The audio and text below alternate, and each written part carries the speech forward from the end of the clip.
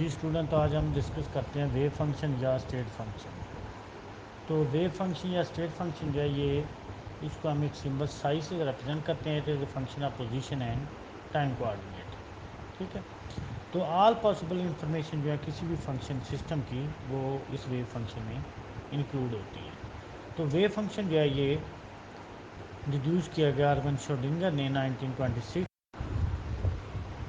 तो जो wave function है ये पॉजिटिव नेगेटिव दोनों पार्ट होते हैं। जैसे हम वेव्स कहते हैं तो wave consist of positive negative. ठीक है। तो यहाँ पे पॉजिटिव मैक्सिमम इसका मतलब यहाँ भी पार्टिकल पाया जाएगा, यहाँ पे नेगेटिव मैक्सिमम है तो इसका मतलब यहाँ भी, लेकिन ज़ीरो या लेस इसका मतलब यहाँ पार्टिकल नहीं पाया जाएगा। तो positive sign mean wave function like sign तो वो इन फेज होते हैं, और अनलाइक साइन हो तो वो आउट ऑफ फेज होते हैं। तो जो वेव फंक्शन है ये एक्सपेरिमेंटली मेजरेबल क्वांटिटी नहीं है। तो इसका मतलब फिर एक्सपेरिमेंटली जो मेजरेबल क्वांटिटी है वो वेव फंक्शन है, वो प्रोबेबिलिटी डेंसिटी है, सॉरी, वो एक्सपेरिमेंटल मेजरेबल क्वांटिटी है वो प्रोबेबिलिटी डेंसिटी है, the probability of finding the particle in a unit volume. Probability density जो होती है वो square of the wave function होती है। जैसे ये probability density particle psi into psi star या square of the psi r of t. तो probability density always positive real होती है। तो प्रोबेबिलिटी डेंसिटी में क्या बताती है कि पार्टिकल कहाँ पे पाया जाएगा, न्यूक्लियस के इर्द गिर्द इलेक्ट्रॉन जैसे है। तो ये देखिए स्टैंडिंग वेव्स है पार्टिकल के लिए, तो ये रियल पार्ट है जो ब्लू कलर से है, वेव फंक्शन सही है। तो उसका जब हम स्क्वायर लेंगे तो वो हमेशा पॉजिटिव हो जाएगा। अब स्टैंडिंग वेव में देखें तो वेव का पॉजिटिव या नेगेटिव जब आप square of the wave function लेंगे तो वो हमेशा पॉजिटिव और रियल होगा। ठीक है। तो प्रोबेबिलिटी डेंसिटी हमें ये बताती है कि पार्टिकल कहाँ पे पाया जाएगा, कहाँ पे नहीं पाया जाएगा। इसी तरह अगर हम ये फिगर देखें जिसमें along x axis distance y x पे स्क्वायर ऑफ द एम्पलीट्यूड है, तो इसका मतलब 5 और 7 के यूनिट के दरम्यान पार्टिकल की मैक्सिमम प्रोबेबिलिटी है, मीन कि पार्टिकल यहाँ पे पाया जाएगा। लेकिन अगर 1 से लेफ्ट साइड पे देखें या 11 से राइट साइड पे देखें तो यहाँ पे उसकी प्रोबेबिलिटी कम है। तो इसी तरह हम उसका नॉर्मलाइजेशन कंडीशन वेव फंक्शन की डिफाइन करते हैं कि if the probability all over possible position is unity then it is called normalized of wave function। तो साई स्टार या साई या स्क्वायर ऑफ द एम्पलीट्यूड डीटा उसका इंटेग्रल इज इक्वल टू 1। डीटा का मतलब है कि स्पेस और टाइम का कोऑर्डिनेट है, 4 कोऑर्डिनेट सिस्टम। अगर उसकी प्रोबेबिलिटी ज़ीरो हो तो मीन पार्टिकल ऑर्थोगोनल कहते हैं। तो आर्थो नॉर्मलाइजेशन का मतलब है कि वो वेव फंक्शन नॉर्मलाइज भी होगा, ऑर्थोगोनल भी होगा।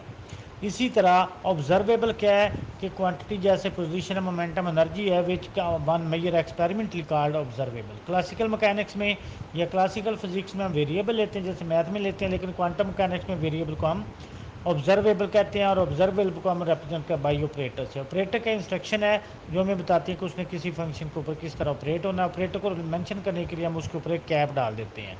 जैसे ये पोजीशन ऑपरेटर, मोमेंटम ऑपरेटर इन क्वांटम मैकेनिक्स के ऊपर कैप डाला हुआ है। आइगन फंक्शन और आइगन वैल्यू।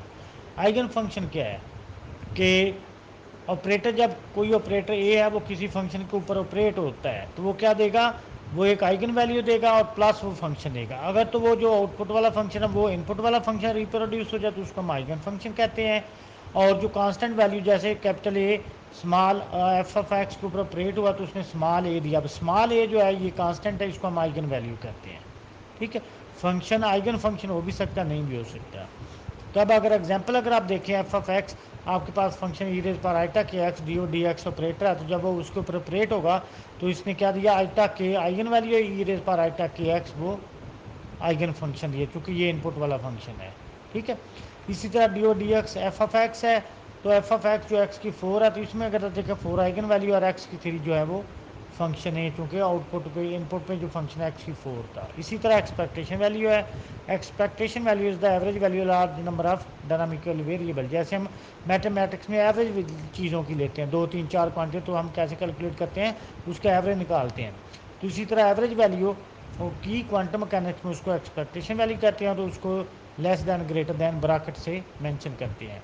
अब क्यू ऑपरेटर उसके एक्सपेक्टेशन वैल्यू कैलकुलेट करनी हो तो minus infinity plus infinity Sai star, वहाँ पे जिस ऑपरेटर की आपने एक्सपेक्टेशन वैल्यू करनी है वो आएगा, और साथ psi into d of we.